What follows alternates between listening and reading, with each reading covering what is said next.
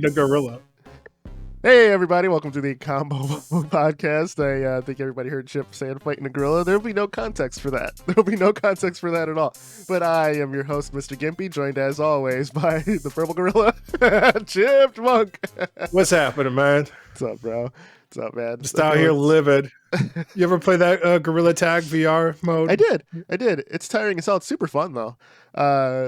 It has look open too- mic, so it's it's you just ignore the toxicity that comes from it, but it's very Bunch fun. of squeakers on it. Yeah, bunch of racist squeakers too. Just Yeah. This is But, the go-to, right? For little kids? Just yeah, to be... it's like the ultimate like taboo thing for them. So it's like they swear and then they just go straight racist. Yeah, But that's what's up. Gorilla Tag is very fun. Like the movement mechanic of actually just moving your arms or whatever, it's tiring as shit. I think for a lot of people, especially new to VR, it's too fast and too low poly, Yeah. so it gives you like the spins or motion sickness or whatever. That's why So, I've been I mean, staying away from it. I'm still pretty new. I haven't been dabbling too deep into VR altogether lately. Okay. I think when we played Path of the Warrior, Yeah. I think it was like the last VR game I actually like sat down and played. I messed around a lot in Unity. I got a bunch of different demos working in like HD shit where I was like, damn, this looks really nice. And I was like, I'm not going to make a game out of this, but wow, this is really, it's pretty cool. there's Yeah. something very magical. Like, I think like when you see like a game in like the build, and then like when you actually like are inside the game, you're like, I'm in this game. Like it is a different feeling altogether. And like, especially using like high res, I would say like if you played like Half-Life Alyx or something, you've gotten that sense before. But like if you've like built out like a level or something with like that high level of polished like models that I didn't make, but you know, I bought them. My money made it, dude. Yeah, right. That's a skill set, right? Getting them greenbacks For sure, that is a skill set. turning Federation creds into digital goods. Yeah, man. Yeah, and like there's something completely different, and it feels really good to like be inside of inside a game. You're like, I've made a level, but now I'm inside the level, man. It's true. That's true. It feels very It's futuristic. different feeling. It's I imagine it's what like architects feel like, right, when they design a building or whatever, and then that building finally gets done. They're in it, you know. Yeah. I imagine that's that same feeling. You know, Same. Yeah, we saved ourselves, hundreds of thousands of dollars going to architectural school, and right? Fucking losers. I was watching these architects, and they were making shit out of like paper, dude.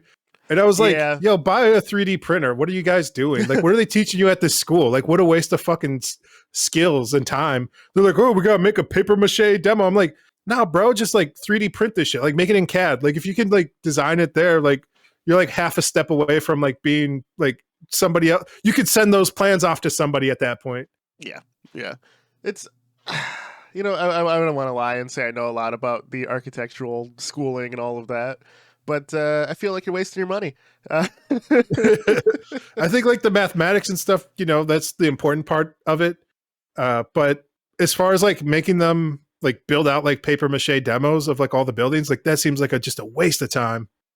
Yeah, it's one of It those just seems things, so too, dated, dude. Where if you're an architect, right, new buildings are going up. Yeah, makes sense. But no, I feel like no one's going to hire a brand new, fresh out of school architect. You know, you got to join like a firm. You got to work on something. You know, it's like it's a different grind, but the grind is still there. You working, clocking in 9 to 5, or like doing some salary work or whatever. It's still the end result. We're way out of our depths, man. If you're an architect, write in, let us know about what the grind's like. If you're an architect, build a building, put a sign on it, let us know. We gotta make sure you're working. You can't. Everyone can claim they're an architect. It's true. I watched the YouTube video and I feel like I'm basically an architect now, dude. I've read like 2 books on it. I'm like, yeah, all right. True. You could be. I was like, I assumed it would help with level design stuff. So I just got like a book where it's like, thoughts of how architectural like design philosophy works and stuff. And I was like, oh, like the cursory like overview of it. Yeah. Those types. Okay. Yeah, like the high level. Like here's like a quick 200-300 page book about how architects think about spaces and like how open and closed and walls and how things interact with each other in different schools of thought between like the French and European design versus North American, like why cul-de-sacs are the way they are, and like how they're not like actually the idea of a cul-de-sac that like just kind of like fell apart. Like Yeah. ideally, it's like supposed to be like a half circle where you don't see any of your neighbors, so they're supposed to be staggered. But instead, they're like, how can we optimize this to make the most amount of money? It's just like cookie cutter stamped in, Yeah. the way it Yeah. is. So True. yeah, True. interesting stuff. You can learn a lot out there. It's important for video game design. I feel like just understanding how buildings work, and if you have to ever have to do any housework, dude, that shit's important to know why things are the way they are. Actually, yes. Owning my home, doing like let's get into it for a little bit because I'll share the story with you because you've done a lot of like home renovation remodels and stuff. So a lot of my home was done by a unlicensed, untrained handyman, right? Nice. My son's door does not like latch because where the door's hole, like the hole for the doorknob was cut, was higher than where the like what's it, the lock jam or whatever the hell it's called, Yep. like that part. So they don't line up. So I'm like, well, I can't get a new door because I'd have to get like a door that have it cut to that exact thing, or I can carve out the new one. thing Yeah, and the new and just jam. make it fit. Yeah. So that's what I was doing. I had to buy a fucking. I was just gonna do it with like a little saw or something, or I don't want to like spend money on the like tool that actually makes that thing, you know. Yeah. So Just we'll spend see. money, dude. Rent it. You might be able to rent the tool. That's the beautiful thing Yeah, about that's true. That's modern true. tools now is you can rent a lot of them. I Yeah, think the but professor might have one. You might have to oh book yeah, I should him probably talk to him. Yeah, because it's at one point, because when I owned my home, I did a bunch of home renovation stuff. So I had a bunch of tools, and then he had a bunch of like tools, and then he bought more tools because he was doing like some more substantial renovation stuff. And we're like, Yeah. well, it'd be like we got like a couple estimates for something. It was like $3 or $4 grand. I was like, if we do it ourselves, we could probably get it done for like $1,000. It'll take a little bit longer, but I know what I'm basically doing. You know what you're doing. We could probably do this. But we, time being the thing, like at the end of the day, like always when you finish a project at that level, you're like, I should have just paid somebody to do this. It would have been so much faster, so much less hassle for me. Right. But right. the positive of that was like we could spend the difference on all the tools. Like those tools are yours to keep after that. That's true. That's true. So then It's I always took nice to all get a new my tool. tools and brought them over there as well. Because I was like, you have half a man set of tools. I have half a man set of tools. If we just combine those, we have one real man set of tools. True. Yeah. Yeah, man. I remember like Professor's first home when you put up that ceiling or the higher ceiling or whatever. Yeah. Never in my life have I seen that done, and I was like, damn, it's wow, all right. you know, I had to demo that whole thing over the weekend. Yeah, you He did was it in, like, 3 days. Yeah, he was like, can you come over? I'm going to be out of town because of allergies. He just demoed this whole ceiling out for me. And I was like, I'm going to need like a case of beer, a bottle of vodka, and like a dumpster. And he was like, yeah, all right, I got you. That's what I did, man. I just cut it all out. And, when I wouldn't have like Chinese food like every day, but like when you're doing like that amount of work, like you just eat whatever you want, dude. It's a good feeling. You're so tired, so sweaty, like covered in crap, and you're like, all right. Yeah. It was good times, man. But yeah, you have like the perfect, different tools for proper tools make that job super easy. Definitely. So yeah, there's like some little things like that kind of add up to a lot. Like a bifold door was just kind of like put in with half a track, and I realized it was half a track when the fucking one of them just like we opened it too fast and it just popped off. I'm like, son of a bitch, I have to buy a new track for that. Our downstairs bathroom, the light fixture, there's like 3 of them, right?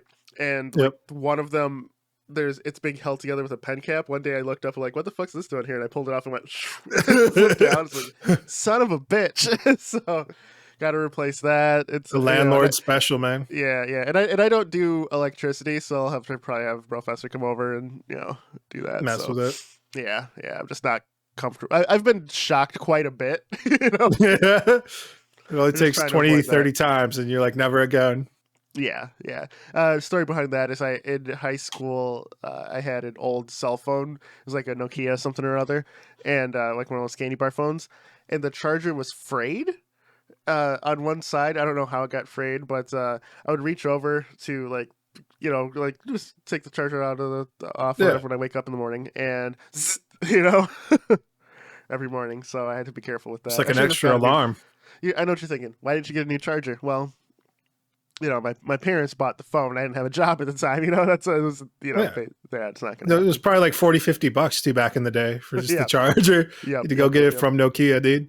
exactly. Yeah, so this has been our construction talk podcast. Just giving you all things construction related, architectural design, high level. I I feel the beginning of each pod we stray further and further away from the light of video games. Yeah, man. We started a little late today. I was downloading the Final Fantasy VII remake, dude. Ooh, I'm excited, dude. Yeah, nobody told me that thing was almost a terabyte big, bro. It's like 90. Big, it's like 98 gigs, dude. That's not, dude, bro. A terabyte is 900 gigs. Or like I know, bro, but it's like 1/10. That's ridiculous, dude. That's how big games are now, dude. It's a big old game. I reinstalled Rainbow Six Siege to play with some buddies, and I was like, oh yeah, I remember that game being pretty small. 66 gigabytes later. I'm like, yeah, man. Fuck. I was, when I built this computer and I got like extra storage and stuff like that, I was proud of it. I was like, I got 2 terabytes in the computer. No, I got 3 terabytes in here, and then I have a terabyte NAS. I fucking have the internal pretty much filled, and the NAS is getting there. Like, oh, you nasty. Nasty. Yeah, so I'm going to probably buy another terabyte. And I regret not upgrading immediately this laptop. Like when I bought it, I was like, oh, this is probably fine. And I was like, I should probably just have the cash on me right now. I should probably just max out the extra, because it has like an extra hard drive bay inside and an extra RAM. And I was like, I should just max out the RAM and upgrade with a second hard drive right away. Like another SSD, and I was like, nah, this will be fine. I'll just do it later on. And I'm like, I probably should have just did it when I was still like issues. I'm down to probably like 1 terabyte of space on there, which is still a lot, but is it though? When you're filling up like the modern days, modern day games. I'll be under a terabyte after I download like the rest of the games I bought on the Steam sale. So yeah. I got the Mordor Shadows. The next one was a War of Mordor or whatever, Shadows of Mordor. I can't remember, but yeah, it's whatever. The Shadows of Mordor was the first one, I think. Anyway. It's whatever. Middle Earth. That's the second one. This game got like a horrible rep because basically the second half of the game's like locked behind a pay-to-win wall. Yeah. But it's like $7, and it's like the premium edition, so I assume it has like enough freebies in there to get me past the paywall now. I also heard they much like Star Wars Battlefront 2, that was rectified later on. So you'll probably be fine. It's probably a good experience now. Yeah. Just took 5-6 years later, they finally got like a great experience. I really enjoyed the first one. First one was and great. Like it won a ton of awards. I know they did like the horrible corporation thing. I think they copyrighted or trademarked like the way the Nemesis system works. Yes, they did. There. Yes, they did. They did with that first one though, which you got to be honest, that's a great idea though, right? Yeah, it's generations of enemies and stuff. Like, I don't know, man. Was it Rogue Legacy? Better be careful, bro. They're about to get sued. I think Rogue Legacy's safe because does the inverse. It's the hero instead of the monsters. Changing over time. Yeah, definitely. Which I bought Rogue Legacy 2, but it's not complete yet, and I don't want to spoil myself by playing it as early access. I want to do it when it's complete. Right. So I keep looking at it every other week. I'm like, is it time? Not time. Sit down. Yeah. I feel we talk about Rogue Legacy quite a bit on this pod too. Like great roguelike, and I'm really looking forward to playing 2. Speaking of a sequel to a roguelike, Risk of Rain 2, I didn't realize was feature complete for quite some time, and it had like, I think an expansion came out, a bunch of shit, so I need to get back into that game, see how it is. It felt like it kind of petered out. It definitely had like its like day in the sun there where everyone was talking about Risk of Rain. Yeah. And I don't know, I feel like the min-max got it. Same with Binding of Isaacs, where they've had like the definitive final edition or whatever. So like Afterbirth, was that the last one? The one currently is I'll have to like open up Steam, but it's like it's after. There's something after Afterbirth. It's like Resurgence something or other. It came out last year, but yeah, that's the final one, which is amazing. So what happened with McMillan, man? I feel like he kind of lost the plot there. He was making a card game and stuff for a little bit. Like he's just doing whatever he wants, man. Like I bought it, dude. I bought that card game. The Binding of Isaac. I haven't played it. No one likes like my wife doesn't like card games like that, and it's been the fucking end of the world times. So Nobody can get together. Nobody can get together. We're all Yeah, but bunkered in. dude, I should bring that wherever we are next time. We should play. Just always, hey guys, try to play some Bio Device. I'm gonna be that guy with like it's time. Holy crap, man. Yeah, just start carrying it around. Get a fanny pack and just start carrying around the card game with you, man. I'm not gonna go that far, but yeah, I'll keep it in my car. All right. Last game I got on the sale was a Biomutant. Yeah. I got you one. I got me one. I feel like we talked about it was on the Game Pass, and we looked into it, and it's a different game completely. So I go a correction to the last episode. So I was no corrections, dude. We just go forward. Always. I was thinking of the game. Mutant never apologize, dude. And Mutant Year Zero is an XCOM-like game, which it's also like bioengineered animals, which I think are actually aliens. But Biomutant, Mutant Year Zero, I kind of Biomutants in my head. So mutated animals that do kung fu in a wasteland. Yeah, Biomutant's a kung fu third person action RPG adventure, which I remember seeing a video of. It looks great. So yeah, we'll do that. You bought it for yourself too, huh? Okay. Yeah, I feel like this will give us a month of just Biomutant talk, and we'll really dig into it. I'm not going to get your hopes up, dude. Again, like think of it more of as an indie game that got picked up by a big publisher. Yeah, and I think a lot of people have big publisher expectations for it. It's like the feedback I've seen, like that's the knock against it. Everyone's like, oh, this is like it's trying to be Ubisoft, but on like a Flintstone vitamin budget, dude. Like, this ain't it. So I don't know. I haven't tried it out though. We'll see. I'm gonna keep an open mind. I'll go into it. It looks good graphically, so that's what kind of sold me on. I was like, this looks all right. Definitely, I was like, we're talking about this, and we kind of touched on it a little bit earlier, with just how big games are getting. I don't know if you want to get into this. Where let's go. All right, yeah. I got into this the other day with one of my buddies where I was talking about like, I feel like games have gotten to a point where you can't really put the genie back in the bottle. Like where AAA games have promised, like it's going to be a 40 to 60 hour game experience. There's going to be a story mode. There's going to be multiplayer. And there's going to be, some sort of other extra features like DLC or something along those lines, like a season pass or something. Horde mode, like a zombie mode. It's going to be like another third game mode that has nothing to do with like the main game. And I almost feel like because of how beautiful and big games have gotten, fidelity wise, like it's almost unrealistic for AAA games to have that AAA polish that we've come to expect anymore. Just with like the scope is way too big. I think when all these promises were made, like in the late 90s, games were just not what they are today. Like, just like if you think of just like in terms of like triangles, like you go with like a Quake 3 model, I think it's like around like 700 to 900 triangles. And then like you get to like, the 2004 with like the Doom remake, where that's like around, 20 to 30,000 triangles on screen with like a million, texture on screen at once. And now it's like almost like, 40 to 50 million textures on screen with like, 2 to 3 million triangle budget. So it's like, and that's per like screen per level. Like the resource requirements are insane. Like but the time to make those same assets is also like, it's not like, it's a little bit. Now. Yeah. I think that you're onto something there, and I will say I think what killed AAA polish. I think AAA polish is still there, but there's a huge asterisk to that. It's after like a year of the game being released. Most games right now are released in an early access state because pre-DLC being an option and pre-online updating being an option, that was the game you got. So these beta testers, when you go gold, that game better fucking work start to finish. Right. Otherwise you can't reissue that.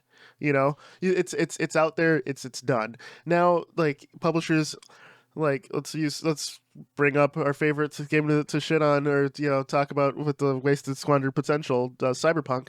God damn, that game should have been delayed another year. It should have, like piss off the fans, but have a game that works.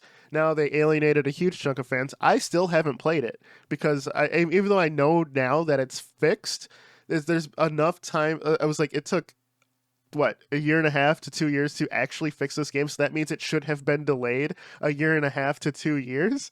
Yeah. What the fuck, So it makes me gun shy with buying new AAA games. Like I think I still do it, but now day one patches are the norm. I Yeah, can't think of a game patches are that almost as big as the game. So you yeah, download yeah. like a 90 gig game, then have like a 60 gig patch Yep. for it. Yep. So I can't think of a time in the last 5 years where I bought a AAA game and there wasn't a day one patch. Yeah, it just works. Yeah, and It's and I will say I will I do take into account like because before when they had day one patches it was like an unlock patch, so it would stop like pre-release footage getting out and stuff like that. So that I get, but for the most part you get like a huge fucking day one patch with a bunch of bug fixes and no one's played the game yet. Like what the fuck are you guys doing?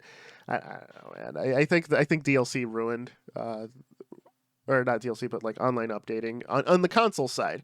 Because even like PC games back in the day, they had the ability to have day one patches, but they still had the same like fucking requirement of shipping a game that works. yeah, yeah. Games that notoriously shipped that didn't work, Daikatana, for example, that performed like butthole. Like it just did. People had less of a tolerance for playing stuff that doesn't work. So I don't know what to say about it, man. What do you Facts. what do It's you think on this? I think the cold, cynical businessman in me says that at a certain point with like pre-orders and stuff, like if you look at like Cyberpunk, where it's like they had I think like 4 or 5 million pre-orders already in. So it's like, all right, we promised by like this shipping date. If we delay it like another year, we're gonna lose out on more. Like they'd already sunk in like 130 million into development. So they're like, if we take another year, we'll probably be like 4 to 5 mil. Let's be like really conservative about it. But like, let's say if they like brought in some outside things to really get that final polish, we'll put another 10, 15. Like it doesn't really make sense if you've already made back the cost of marketing and the cost of game in your pre-orders already, as well as like making a profit, because you have like an obligation to your shareholders to like be profitable. But it worked against them because then now the shareholders have a bunch of class action lawsuits against them because they're like, hey man, you put out a shit product, like you knew this was bad. Why'd you do this? It's like, we did it for you. But that being said, Cyberpunk, being aside, I think when you are developing a game and like you have like a certain amount of pre-orders and a certain amount of like expectation, like, all right, best case scenario, we sell 1 million copies of whatever game. If we already have that in pre-orders, like let's just ship it now, and then we're going to build the bridge out in front of us because that's going to keep the lights on in the studio. That's going to keep us profitable because it's a big cost investment, man. Like AAA games, you're looking at 140 to 200 million dollars invested over like a 4-year period of time. True. It's not like a small little bit, and like you got to try and make that money back somehow. So you got to have like, you split up your team and you're like, all right, we'll have the pre-production team, we'll have the main team, we'll have the DLC team that comes in at the tail end that carries through with like more storyline and quest stuff. But it's like a juggling act, right? Because like if your game fails to sell, and with like all these refund policies now in place as well, like we're talking about like the Steam sale when I was like, this game's on sale. I was like, I don't know if I'm gonna like it, but I was like, they have a 2-hour refund policy. Like if I don't know if I'm gonna like this game in 2 hours, I'm just gonna refund it. Like I don't feel like bad about that at all. Where I'm like, oh, this is unenjoyable for me, or it's broken, it's buggy. Like I'm good. And like they've had to literally readjust like the Sony and Xbox Play Store because of how bad Cyberpunk was. But it only happens when things get so bad that like people literally have to sue and governments have to like step in and like put more regulations around how these businesses can do these shady practices that they've just gotten away with for years. And they just keep pushing the envelope of how bad they can get until there's like pushback legally against them. Because on the other side, legally, they're obligated to shareholders to try and make as much money as possible. And it makes for a shit experience all around. I feel though that it all comes back to like just scope, right? So if they didn't have like this like 40, 60-hour gameplay scope that if they're like, or instead let's just tell like a really tight 6 to 8 hour like story experience and then maybe do multiplayer as an expansion in a year, I think people would be more willing to do that. But I don't know, man. I say that on one hand, but I also would say that that's exactly what's happening in VR, right? And nobody wants to pay like $60 for a lot of these games because they're like, this is like a 4 8 hour experience. It feels like a ripoff. Interesting. But yeah, but at the same time, they're still not finishing the game, right? So I don't know. Like I have me like as a personal aside, like of all this, like for a lot of VR games, I just look at like the scope of it. I'm like, this isn't really worth like $40 to $60. Like even most of them being at like a $39 price tag, 40, $50. I'm like, this doesn't feel like a worth it to me. Like, and I'm not sure what that says about me. I don't know if it's like I look at the games, I'm like, oh, these games look like they came out 10 years ago, like a lot of stuff on the Oculus store. Well, the Oculus store, yeah, because Yeah, it has to be standalone, like on the headset. Yeah, a lot of these look like modded phone games and stuff. Where I'm like, this looks like it came off like the Dead Effect VR games are modded phone games. Yeah, I'll say this: VR, I think, gets away with it too, though, because even if something looks bad on flat screen, it's going to look better in VR. There's something about being inside of it where it's like a whole sensory experience where that becomes the new norm. You know what I mean? Like I feel that way. Like even playing the OG Quake, playing that VR mod, the game looked better. Like yeah. in VR. But I think that's a true thing. It's hard to see what a game is going to play like or anything in VR because you're not, like even with trailers, because you don't know if like you're throwing punches and the hit registration's good. You don't know that from video. You have to feel it. Still not really good at marketing VR games, right? They always have like the people doing like the wild gestures. Yes. VR marketing still haven't needs cracked to be that. better. I don't. I think because they're trying to. VR inherently, you're going to look silly with the headset strapped on, right? Like it is what it is. And, you can't see yourself. That's the beautiful thing. Just make sure your friends aren't recording you. Voice. Yeah. And it's inherently silly. I think they're doing something that the Game Boy used to do, where the big draw of the Game Boy wasn't the game's quality; it was the fact that it was portable, right? So it was always like Tetris or something, but it was a kid like driving a car, and then he's just like it's like get transported to a whole new area, and this is just like moving around and doing stuff like that. They weren't selling the game, or they're selling the portability. With VR, I think the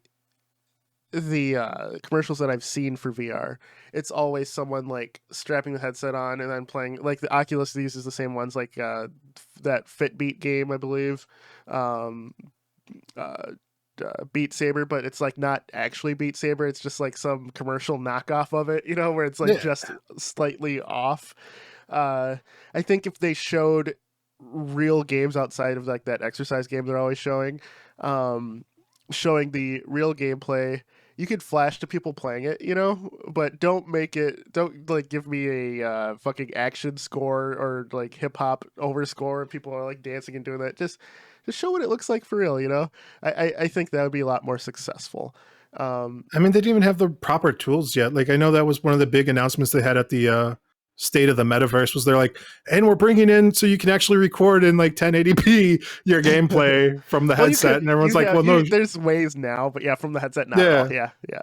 That was like one of their big announcements, and like, and it's coming soon. And they're like, damn, that should have been a day one feature, man. Like a lot of stuff still feels like afterthoughts as far as like screen sharing or like being able to show like things with friends. Like it's it took a long time for consoles to get there too, right? That wasn't until like the most recent generation where they're like, now you can press a button and it takes the last 10 seconds of gameplay and you can upload it to whatever to share with your buddies.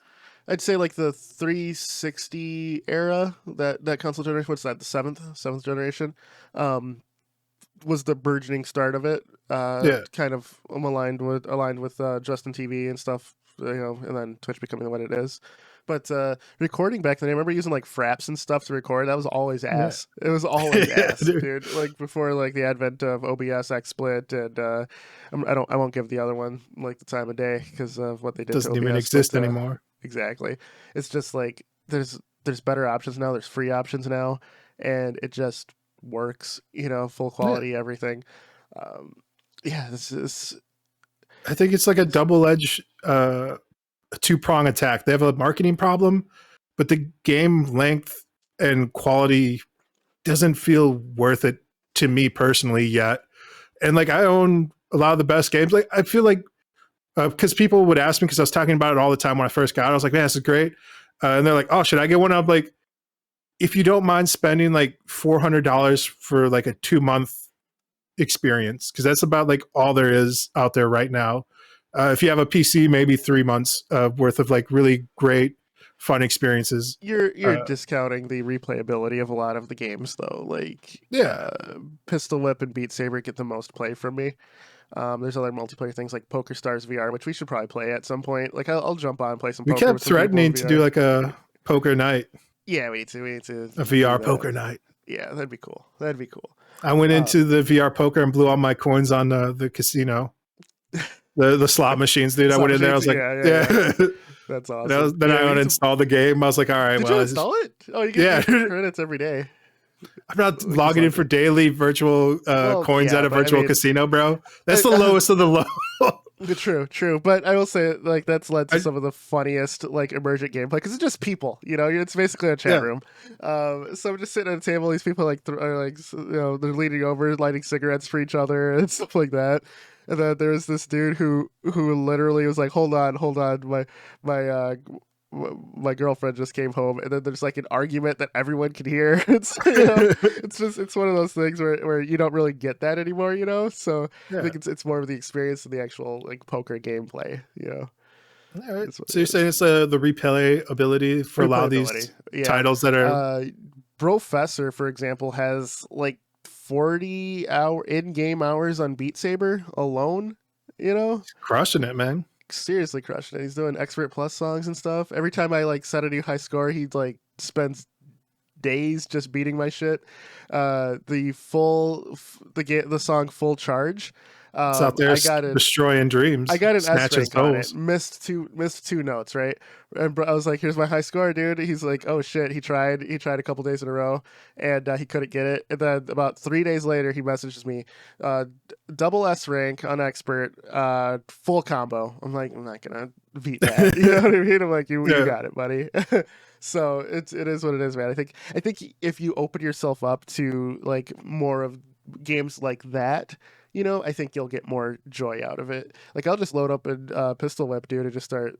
They have contracts mode now, so there's different missions each day and stuff like that. It's fun, dude. It's one of those things where keep in mind VR is a platform, so you have to find the fun. I think to me, there's games that just like making demos and the developer side, I feel like it's like a lot of fun possibility space. I enjoy like tinkering about in that. Like every couple of days I'll be like, oh, let me try and do something in this, and that's about it, man. Gotcha. As far as like most of the games and stuff, like aside from like Half-Life Alyx I couldn't put down, dude. Like I was like, damn, and everyone was like, that's the best experience. Honestly, I was like, well, shit, dude, now I'm just chasing a dragon that doesn't exist at this point, play dude. The Walking Dead Saints and Sinners game, dude. Just get over your fear of being scared, pissing my pants and running into a wall or breaking my TV. Yeah, it's so good, dude. You will enjoy it. I guarantee it, dude. Did you ever try the mods for the Resident Evil remakes? Because they have like the virtual plugins now. Those I have them installed. I have all of them installed. I just haven't done it. Like you see my green screen behind me. Behind that, like we did, like I said, we're doing some fixing around the house and stuff. So this has been my VR space only has room for Beat Saber or Pistol Whip right now. Just because that's been our like kind of get everything in and move stuff around. So once we're done with that, I'll load it up. And Resident Evil 4 is having a remake now, so there'll definitely be a VR mod for it. Coming soon, I guarantee it. So we'll see. Shout out to the modding community for Resident Evil. Seriously, man, seriously, killing the game. But I think that with VR 2, a lot of it is. Since we said it's kind of like the Wild West right now for that, modding existing flat screen games into VR, like these guys are incredible. Like that's part of the fun too. Like you mentioned, like did I try Skyrim VR? No. Did I try Fallout 4 VR? I own it, but I haven't tried it.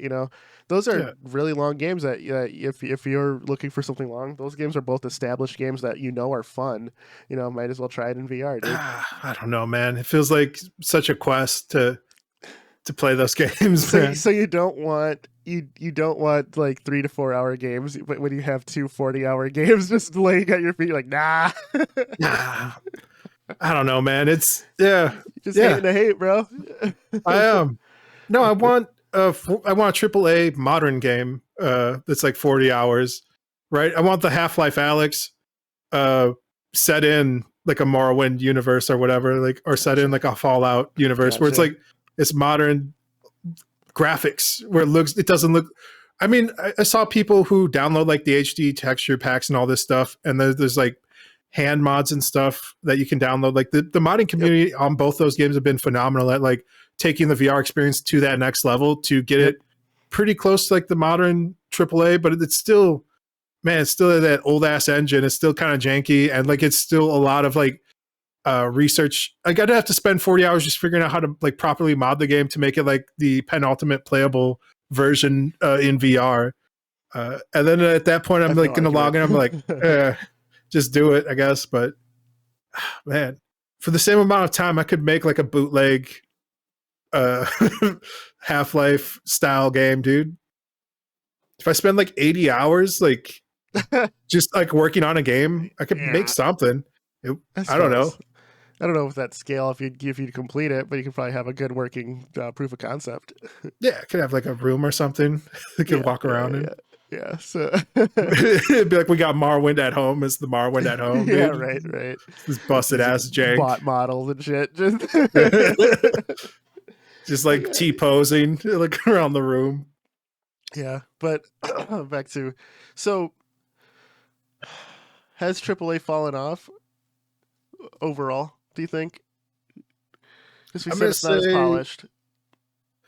Yeah, I think it just became like a scope creep. Like they kept the same scope that they had from like 20 years ago, but things have changed so much for expectations graphically, what we can do now, that they're just really half-assing it. Like, again, there's no reason why these games should be this big if they were optimizing, like compressing like the models, textures, doing like the level of detail, the LUDs properly, like reusing how things are in the environment. Like if you like start thinking more of like environmental things as like Tetris pieces, Tetramino, and like they can just be used like in infinitely different ways. There's no reason why they couldn't just like scatter around like a bunch of the same stuff all over the map and really save a lot of like memory and space. They already do that for the most part, but I know what you're getting at. Yeah. You think that the scope is too big, and then their scope also goes to, and every area is unique, right? Just yeah. That's why I love so one of the reasons like I love 2D gaming, right, is you're working with a constricted like field of view. You're working with like resource management is definitely a thing. I mean, with modern hardware, not really, but you know, you still want to do the best you can for managing these resources. So I think that, you know, item radius, right? You don't have to remake a door every time, right? You have one door, you have a door for every game, every other door in the game. You know, just repaint it if you need to, but it's all gonna be the same. So I don't know. You know what? When you start playing the Final Fantasy remake, let me know. They'll change my mind about everything. I think so. It's a modern ass game, dude. I don't know. It's the first time that modern Square has felt like old Square to me. Yeah, in terms of quality. We touched a little bit on this. We were just talking yesterday, you and I, where I was like, what are the real AAA games out there? And we're like, God of War, this Final Fantasy remake. And then we're like, what else is there? Like, as far as like really, you know, like Control, like really graphically impressive. Yeah. Like, wow, this is a modern game that I can play on my, you know, GTX 3080 and, you RTX. Know, just, RTX, dude. Yeah. And just enjoy it, you know? Yeah. It's rough, bro. I think because like for you, like ray tracing still, like the 30 series is probably the first time you can actually get modern frames with modern lighting, you know? So, well, I think technology and scope are at a point where they're not quite copacetic anymore, you know? Yeah. I think that's what we're dealing with, but we're so far into it where it should be. We've been, you know, conditioned to think it should just work. It should just work. But like, I don't think the normal consumer considers like actually how much more, like, again, it's like an exponential curve, that I don't think they understand, where they're just like, it should just always work how it has always worked. And then they're like, how come this game's busted as shit? And it's like, because it's a like a work of wizardry that any game ever works, man. Like the amount of moving parts and like people involved in like these projects is like insane. It's kind of like with movies, like the fact that any modern movie actually gets made, dude, is like it's incredible. Yeah, it's just incredible. Like look at those credits, man. They're like 15 minutes long, dude. Like it's just a list of scrolling names, dude. Like Yep. it's Yep. it's incredible. It's true, man. That's true. So for me, I think the bar for AAA has lowered. And I think that the games that get released that actually meet our expectations are praised a lot more than maybe even they should be. You know, because just because the bar's been dragged because to the bar's been dragged down. So I think that developers try and reach that bar. But I think the reality is, you know, games are too expensive now. Publishers want their money faster now, and you know, you just do your best. But you know, we still have some studios knocking it out of the park every time. I don't know how they do it, but they do. You know, like Insomniac being one. You know, we mentioned like God of War, which is Santa Monica Studio, which I can't remember what they renamed themselves to, but they might still be Santa Monica. But you know, it's both Sony first kind of companies too, right? Just we'll see. Maybe that's the bar they're setting. Hopefully, Microsoft's console side will do that, and we get like PC developers just doing the same thing. So we'll see. I think that the top games right now that everyone is playing have been the same top games for like the past 5 years, and I want something new. I want something to break the mold. You know, and not to be racist, but the tea leaves look like Capcom is like trying to like shake things up over there and try some different stuff. Like it seems we talked, me and you were just like, you know, BSing. We're saying that they seem to want to put their teams on like passion projects now. Yes, and we're talking about like two being announced, being a big reason for that. Yeah, absolutely. Because it looks like they're like, I mean, they sold off a bunch of like studios from the West, and they're like, all right, let's just double down on like our core competencies and put our teams on things that they're passionate about. So it seems like maybe they'll bring out some new innovative stuff, because they're like, oh, these old IPs. We got Devil May Cry, we got Street Fighter. Devil May Cry 5 was great. You know, Monster Hunter, they split the series. So like one, I think Monster Hunter Rise, or if that's what it's called. I'm not a Monster Hunter player, just full disclosure, but between Monster Hunter World, Monster Hunter Rise, they like streamlined how the game works to make it more accessible to people. And from what I understand, like people are loving both games like to death. So if you want to get into Monster Hunter, now's the time. And like it's actually selling super well for Capcom, but you know, if at first it's a niche title, you know, it definitely it was really hard on the West. Like nobody really liked it in America. It's like up until I would say like, that's when people actually start talking about. They're like, all right, what is this? Let's give this a shot. They keep coming out like it's FIFA every year. Exactly. Let's see what it's all about. Yeah, dude. Yeah, and you know, Capcom goes through these ebbs and flows where Capcom's the worst company ever to Capcom's can do no wrong, right? I've said this. I think I said this earlier in the podcast, like when we first started doing this. But I think Capcom's on the upward trajectory with what they're doing. From what I've seen from Street Fighter 6, I'm liking what I see. And my bar is if Street Fighter is good, the next 3 to 5 years of Capcom will be great. Okay. If Street Fighter is bad, the next 3 to 5 years of Capcom will be disappointing with only like 1, maybe 2 games of note. That's the groundhog of Capcom. Yeah, because if you look at Capcom's like track record, Street Fighter 2, right, fucking one of the best games of all time, and then after Street Fighter 2, you have like this glory golden days of fighting games and beat 'em ups and RPGs. You know, they're not only knocking out Street Fighters, the Darkstalkers, the Marvel vs. Capcoms, the X-Men vs. Street Fighter. They were knocking out Breath of Fire. They were knocking out Resident Evil. You know, like it just kept coming. You know, it just never stopped. The Power Stones, the Mega Mans. You know, it just never stopped. And then Street Fighter was. I don't want to say bad, because Third Strike was amazing. It just wasn't as appreciated as it should be. And then Capcom started releasing mid-tier titles, right? Street Fighter 4 came out, And Street Fighter 3 is one of my favorite. It's probably my favorite Street Fighter, let's be honest. But anyway, Street Fighter 4 came out, was fucking amazing. And Capcom, fucking banger after banger during that time. Right, yeah. Street Fighter 5 came out. The only good Capcom games are probably the Resident Evil games that I can think of. Other than that, what else did they do that was of note? I guess Monster Hunter World, right? But, you know, so that's the bar. That's the bar for Capcom. So, yeah.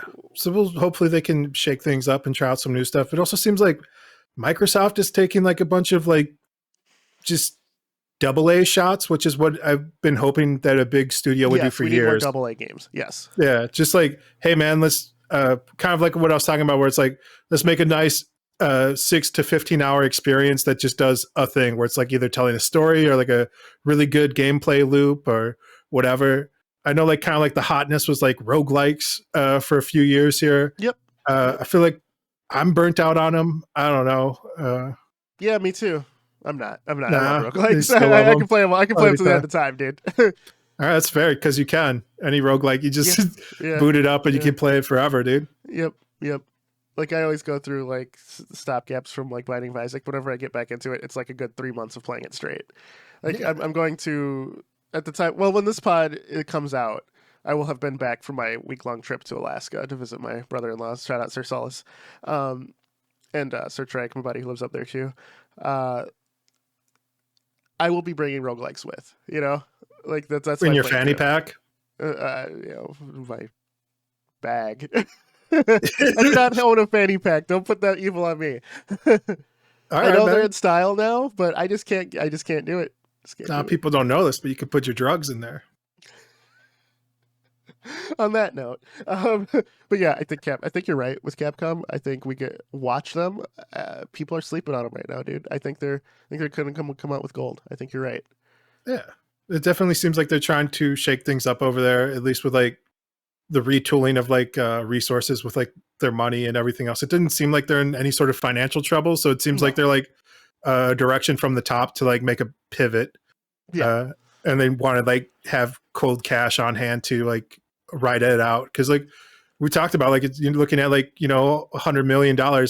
If you're looking at like a AA, I mean, you're still looking 40-60 million, right? That team needs to be there doing stuff. The thing with a AA game versus a AAA is AA, you're right, it's cost, like you said, 30 or 40 to 60, which is about right. And I'd say, I think it's a little less than that, but, and I'd say that more than likely it will be more of a passion project from the developers. This is the game they most likely wanted to make. You look at Hellblades and you sacrifice the first Hellblade game, that was a passion project that just caught fire. Hellblade 2, I think it's having a AAA budget, but it's still a AA scope. So I think that the next year or two, we're going to be in a gaming renaissance, man. It's going to happen again. I think that especially with like the best. I would say with like the tools becoming more democratized as well, with like Unreal Engine changing up their pricing structure, Unity changing up their pricing structure, like a lot of services now, like for like 3D models and stuff, whereas like it's just like, just pay one time, and instead of reinventing like the wheel literally every time for every game, just, you know, pay like $10 once. And and like you know, you can just download all these assets or whatever. And it also seems like I want to say it was Capcom. They just released like a lot of their video motion capture files for like educational purposes. Did they really? I never heard that. That's great. Yeah. Okay. So it's like, they're like, here's like an entire library of like all of our motion capture data, like BVH, just standard format. And if you like are doing something educational or whatever, like, here, use this, you know. A lot of it's like they're hoping to start people to like train AI with this stuff. So it's like can figure out like better movements and graphics and stuff. But like, I mean, you see that with the Unreal Engine. That's one of their main features, was like, hey, AI can figure out like how to properly place a hand on like a block when it's trying to like jump over or whatever. So awesome, better tools. You know, Substance Painter getting picked up by Adobe. So like, you know, you can dislike that because I thought it was better on its own, because I feel with Adobe it's just going to get molded into Photoshop and then you're never gonna see it again. So I paid harder to do. I paid like the $300 to own it right before the final purchase. I was like, I just want to be able to just download. This is fine. This version of it's fine. I have a lot of gripes with Substance Painter, but it's fine. I have more gripes with Adobe than I do something. Yeah, that's Or than fair. I do with like not, because I used to be a big Flash guy, like Macromedia Flash and all that. Salty, dude. Absolutely loved it. It became Adobe Animate, and I haven't used it since, dude. And I haven't made an anime outside of like game dev stuff. I haven't made just like a run of the mill animation in years, and I kind of miss it, dude. Yeah, I looked at my old projects and I'm like, man, like for my lack of artistic skill, my eye for fluid animation was very good. And I'm like, now that I'm older and I know more about how animation worked, I'd like to see what I can make it's again. about drive, man. It's about passion. I know this is Not mine. You can just float the rock on me? Yeah. We stay hungry, we devour, bro. Rumble. I think there's a lot of really good one-time payment apps out there for like Android and No, I don't want to do that. I want to hey, Harp's saying if you paid like $200 to get like a nice tablet that you can draw on, I have one. that's like an Android based one. I have one. Yeah. Yeah, bro. Like I would look into it. I'm not saying Okay. to do it, but I'm saying after this, if you know of any, link me. I'll get it now, dude. I did like some like vague research like months ago, maybe a year and a half ago now. Okay. Maybe it was like 2 years ago. But just YouTube it, man. Just like top animation, Android. Like that's all I did. And I was like, oh shit, they got this kind of stuff now. Like this is impressive. And it's like, $2-3 and it's one time. And yeah, because the tablet, right. it's like a Galaxy Note 12.2, so it's a 12-inch screen, has the S Pen. Yeah, you can just sit and draw on that's it. why I want to get that. But I can't never justify it. Yeah, because I have like the laptop. I have like a yeah, proper. Yeah. Does your laptop allow you to draw on a screen too, or no? No, but I have like the screen. The standalone drawing tablet. Yeah, that's the same thing. Yeah, for sure. Yeah, where I'm like, fuck, I already paid like $300 for this. Like, why spend like another $300 for the exact same thing, but a lesser version that plugs into? It's probably a better version. Just technology's gone. It keeps moving. Keeps moving forward. Yeah. Yeah. Shit. All right, bro. No, man. Draw your man. Yeah, animate things when you're pooping, bro. I will. I think change the game right after this. I'm just gonna grab the tablet, drop trow, sit on the porcelain throne, and start making stuff. There you go. Not just the BM. All right, bro. Stay humble. All right. I'm Mr. Gimpy. Chipmunk. It's like, subscribe, podcast. share. We out. Later. Peace.